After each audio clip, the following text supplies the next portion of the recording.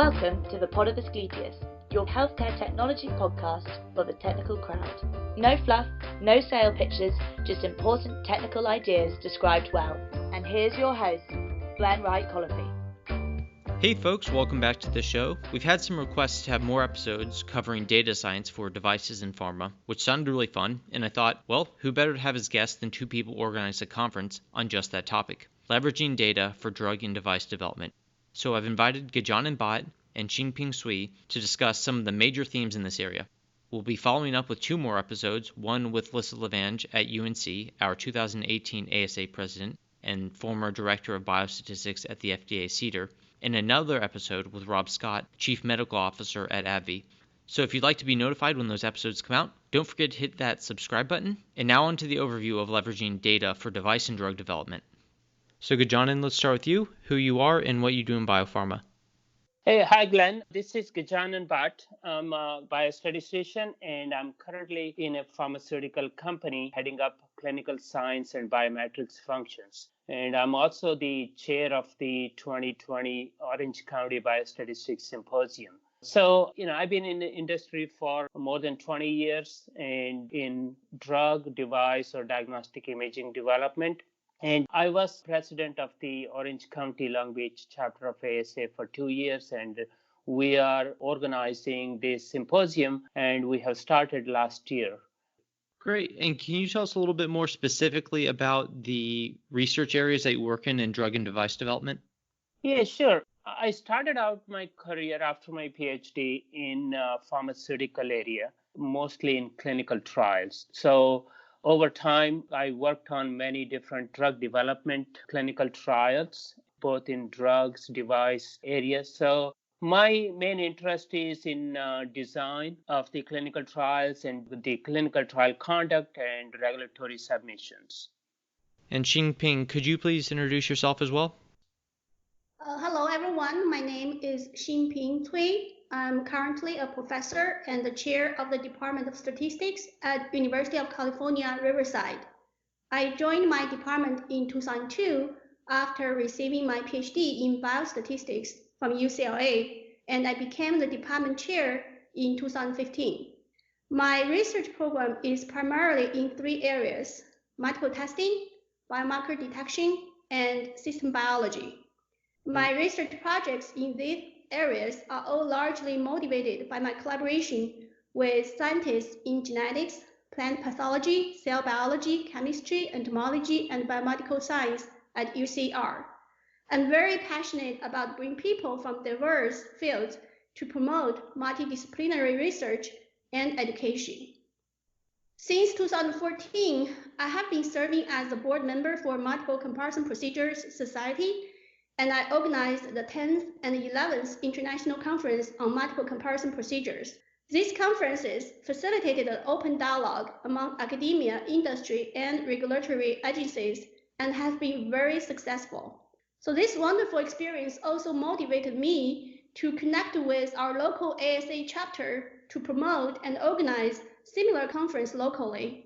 So I'm very much looking forward to the 2020 Orange County Biostatistics Symposium.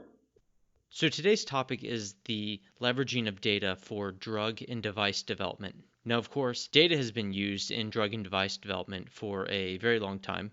What are some of the major themes that are most important today that we need people to be discussing and considering? What are the major themes of data for drug and device development? We are in a world of changes and evolution in clinical trial and drug development. In this decade, especially, there are a lot of research and development. New drugs are coming into the market, especially in oncology, in rare disease development and personalized medicine or precision medicine, all those things. So the blockbuster drug development era was over a long time ago. Here we are focusing on rare diseases, ultra rare diseases to develop a drug in that area. So to take that into consideration, we have to kind of reinvent ourselves or evolve ourselves in terms of how to really address those developments from statistical and clinical design methodologies. That's what we are trying to tackle, and we're trying to focus in that aspects of this clinical development. And I hope this symposium is one of the areas where we can focus on, and that's what we are hoping to do. So just to pick up on one of the conference themes, it looks like master protocols are a subject that are showing up in several of the discussions, and the symposium is very fortunate to have Lisa Lavange there to discuss master protocols. And the FDA has recently, in the last several years, given guidance on master protocols, in particular, I believe, for oncology and biologics. Now, could you tell the audience what are master protocols and what are some of the main data challenges around master protocols that are still being dealt with and developed? Yeah, sure. This is more of a new regulatory initiative, I would say, that FDA has worked on and issued a guidance on master protocol. What that means is in this new drug development clinical trials, it is you have to be more flexible. It's not always like phase 1 to phase 3 in a stepwise or in a sequential process.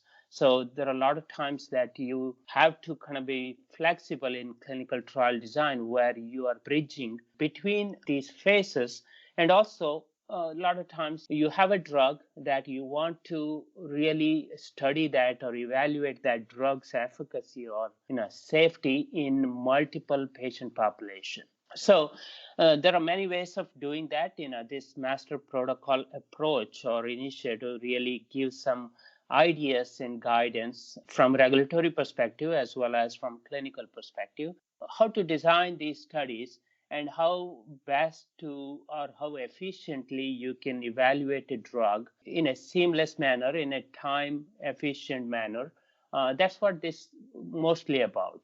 And there are many different approaches. There are the designs like the umbrella trials, seamless design trials, or basket protocol. Those are the many different aspects where you can study one drug in multiple population or multiple drugs in one disease indication. So this is an approach that's been talked about, as you said, recently a lot. And there is a lot of discussion both in regulatory agencies as well as in industry. And this gives really a good path for drug developing companies in expediting their drug development. And I'm working in a company, Spectrum Pharmaceuticals, where we are implementing that in order to bring our really the targeted therapy on a more of an expedited way to the regulatory process. So, improving clinical trials is clearly a large theme in this conference, whether it's helping expedite clinical trials or making them more economically efficient or protecting the scientific validity of a clinical trial. And what I found really impressive is that for a local ASA chapter, your symposium has internationally respected speakers on these various issues. So I thought maybe now would be a good time to introduce some of the keynote speakers who will be there at the symposium and which themes of drug development and device development they're going to be addressing. Sure, that's great, Glenn. We are excited to have some of the leading experts in both statistics, clinical, as well as in regulatory aspects from all over the country. And in our keynote session, we have speakers from FDA, industry, as well as in academics. Lisa Lavange was the former FDA Director of Biostatistics, and now she's in academics, but she was also the president of the ASA. And we are glad to have her on our roster, speaking as a keynote speaker. We also have Rob Scott. He's the Chief Medical Officer from AbbVie, and he's an MD. And we are bringing the clinical aspects into this discussion. And thirdly, we have Susan Jerian. She was an ex-FDA medical reviewer. And she's a consultant, very high-level consultant, regulatory expert. And she also worked in industry in the past. So it's good to have her bring the regulatory perspective to the discussion. And lastly, we have Dan Gillen, who is the head of biostatistics in University of California, Irvine. And he's a Bayesian and adaptive design expert. And this is a good way to bring all of them together to really talk about how to bring both the data and methodology into the discussion of clinical development, and especially in some of the areas that we talked about, how to really evaluate a drug given the constraints that you have in a small population, orphan population, rare diseases, or ultra rare disease areas. So we are excited to have these speakers at our symposium. And part of a keynote session, we also have a panel discussion where it gives a chance to have a discussion among themselves as well as to really get questions and feedback from the audience. Yeah, that's really cool. One thing that I've noticed across many of our speakers is regardless of whether they are a clinician or an entrepreneur, as in like a CEO, or a data scientist, and also generally regardless of which exact clinical area they work on, they're commonly united by very similar concerns and challenges. I'm curious, what are the types of the common concerns and challenges that you think are going to be discussed on the roundtable? Like, well, what are the specific issues that when you have someone like Lisa Lavange or Rob Scott or Susan Jerian or Dan Gillen all in the same room, what do you think sort of those common questions are going to be? I think that the common questions are primarily driven by the challenges in drug development in this era. So Lisa being at FDA before, I'm sure she gets that all the time from the industry sponsors when they're trying to get a drug developed.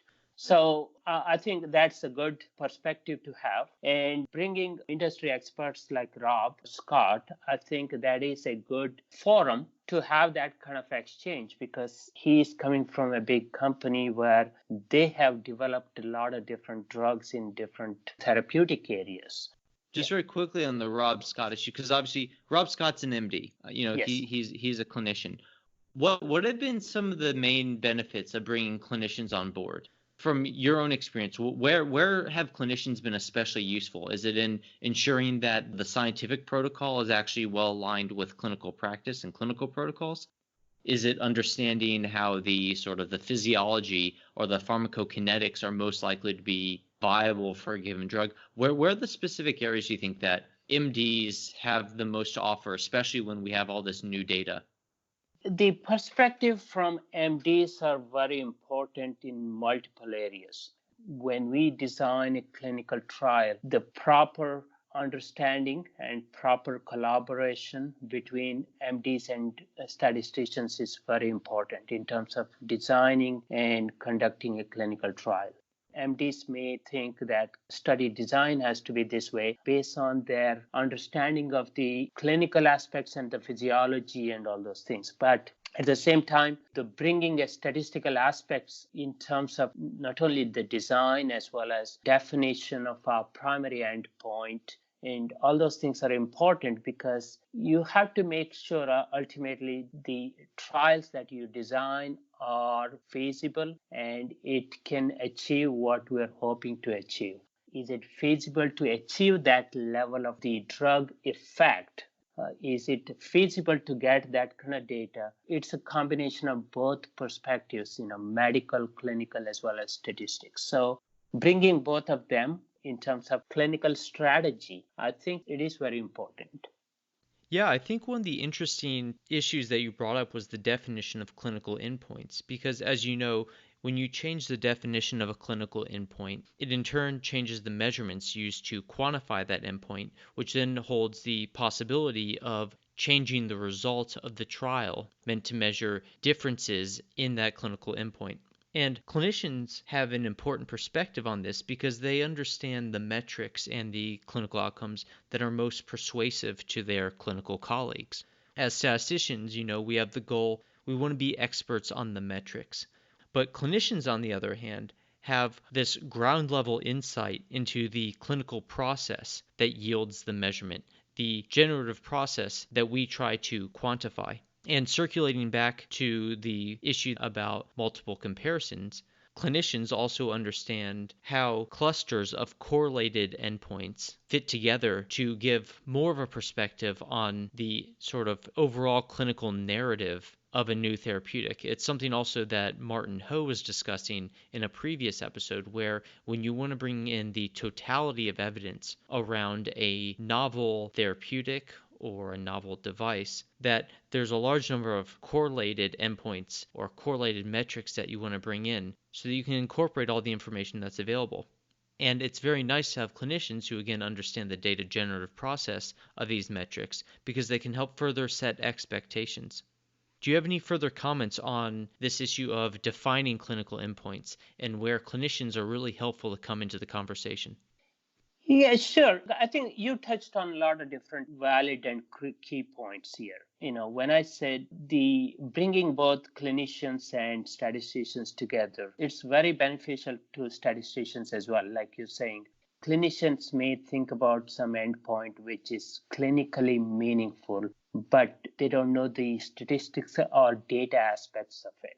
I think for a statistician, it is very important to understand the clinical meaningfulness so that we can really understand how we can achieve that.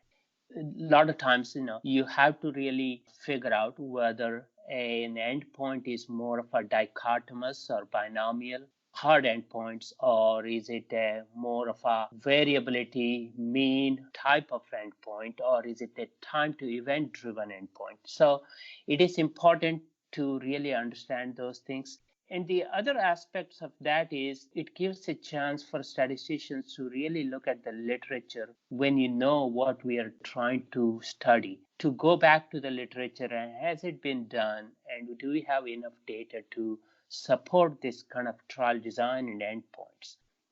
And one of the other aspects that I found really interesting about this is, of course, the issues of Bayesian statistics. Now, obviously, Bayesian statistics are not new. People have been talking about them for a long time. It has a great many converts, as you might have heard from the episode between myself, Martin Ho, and Greg Maislin.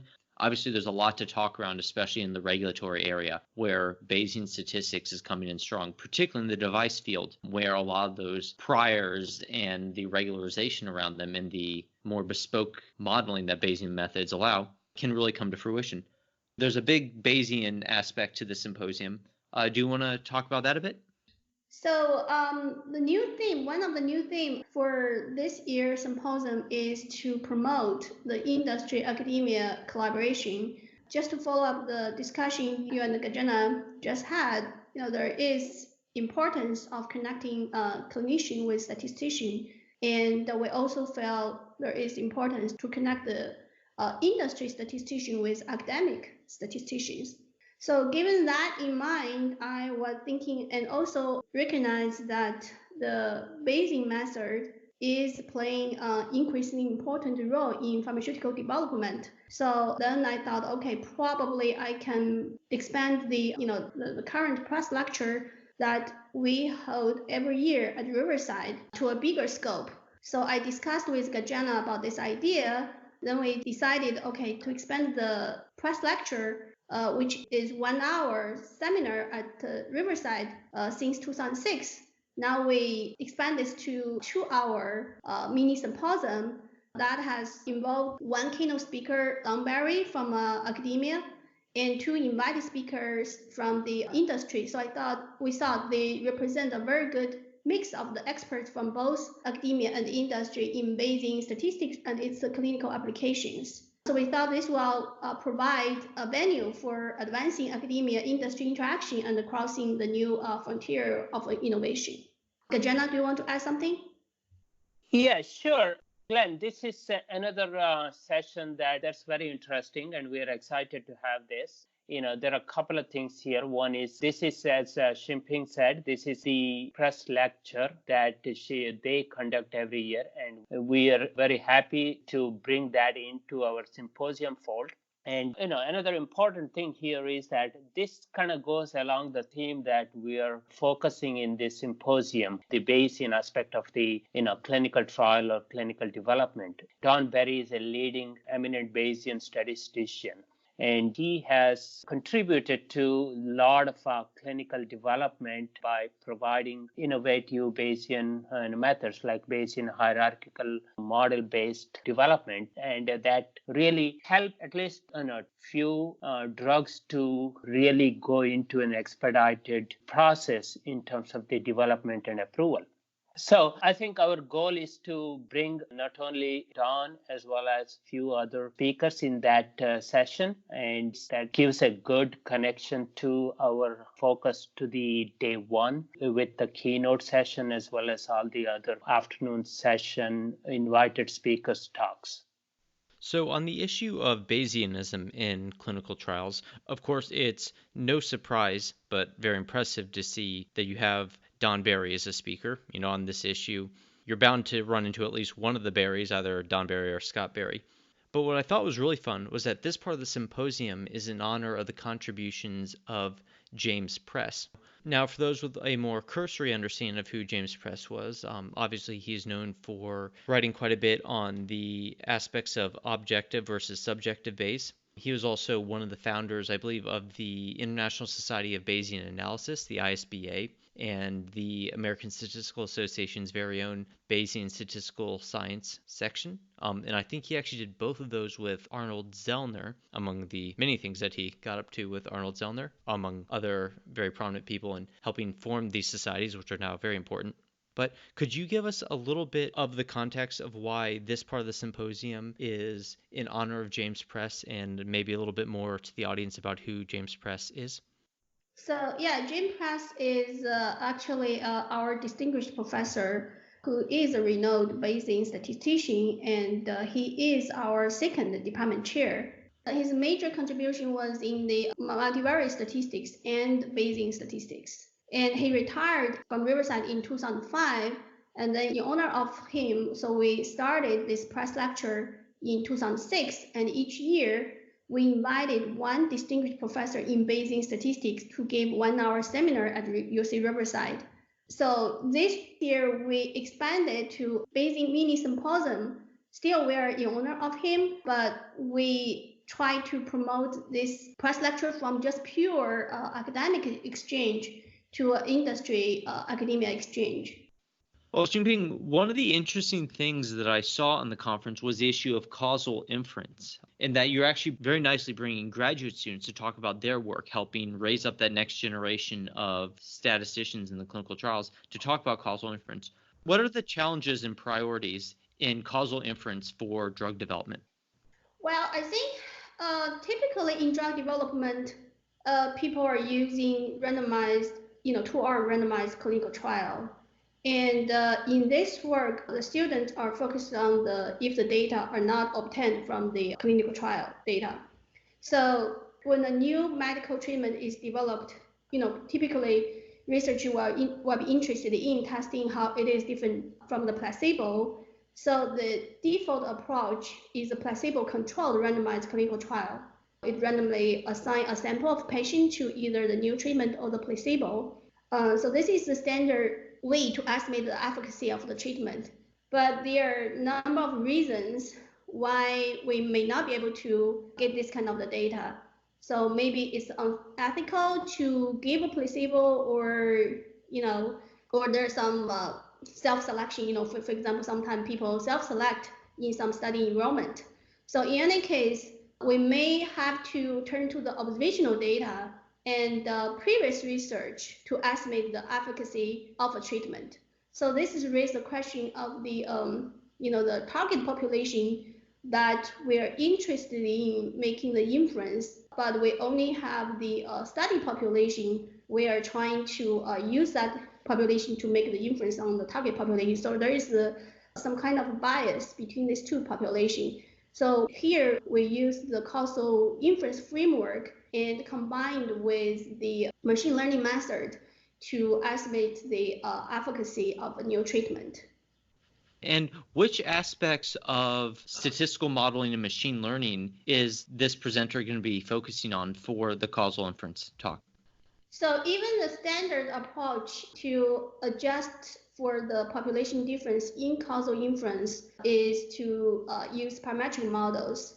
As I mentioned, so these models may be misspecified, so the estimation might not be consistent. Then we decided to utilize the machine learning method by using the superlearner that combine different machine learning methods to develop a more robust estimator for the treatment efficacy. So is the idea here that one of the main challenges in causal inference is that causal inference is very sensitive to model misspecification?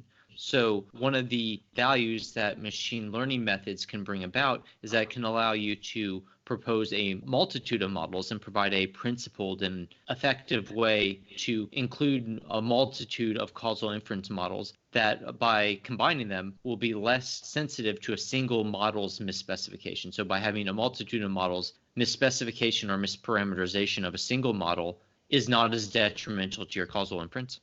Yes. Also, I think machine learning method is more focused on the data to let data speak for itself. Yeah, I think letting data speak for itself, well, letting anything speak for itself is always a good idea, but letting data speak for itself is especially important. I think that's why, for example, for this talk, a transition from parametric models to semi-parametric models is allowing models to be a bit more flexible with respect to what the data is saying. Yeah. Yes. For those interested in learning more and who are in the Orange County area or want to attend from afar, what should people know about the symposium? We know that it's in Orange County. I believe it's in Irvine, California, March 13th to 14th. What are some of the main highlights that people can look forward to when attending the conference? Yeah, Glenn, you're right. We are hoping to have a great symposium. It's on 2 days, 13th and 14th of March in Irvine. It's going to be held at Allergan. It's a pharmaceutical company, their auditorium. On day one, we do have parallel sessions of talks, one on mostly on clinical and statistics, and the other one is on data science, which is kind of, again, related to a lot of these topics that we talked about, more on to provide some analytics perspective of all these applications and methodology. So this is a second of the symposiums that we'll be doing. Last year's was a great success. And why you should attend this symposium. We really have a great mix of talks in clinical and statistics on both days. We hear from leading experts in all these areas. And also we have many talks in the afternoon on day one. That gives an in-depth methodology and applications of innovation in clinical research, along with some of the case studies that some of the experiences that they want to share. And on second day, this is something new that we are doing this year, and Shimping gave a lot of insights to it. We have a lot of sessions for both industry professionals as well as researchers, academic faculty, students, to really see what's going on in the industry, as well as how to really do that transition from academic to industry. And obviously, statisticians, statistical analysts, and programmers, data science professionals, it will be very helpful for them. Also, clinical research professionals and academic researchers will benefit from this symposium. So we are hoping to have a great symposium and hope to see you there. Yeah, I think it'd be really great to maybe have a follow-up after the symposium to hear more about what was discussed. But until then, the 2020 Orange County Statistics Symposium, March 13th and 14th in Irvine, California, to hear more about leveraging data to shape the future of clinical development. Kijana and Xingping, thanks so much for your time today. Thank you very much, Glenn. Thank you. Well, that's it for this episode of the Pod of Asclepius. We hope you enjoyed it and will tune in for our next episode. If you're watching from YouTube, don't forget to subscribe to our channel and leave a like. You can also follow us on our other social media channels, including LinkedIn, Twitter, and Instagram. Have a great story or presentation that's ready for prime time? Or know someone who does? Drop Glenn an email because he'd be happy to hear from you. We would like to thank our sponsors from the American Statistical Association section on Statistical Learning and Data Science, section on Medical Devices and Diagnostics, and North Carolina chapter. The views expressed on the show are those of the speaker and not their employers, our sponsors, or anyone else not saying the words.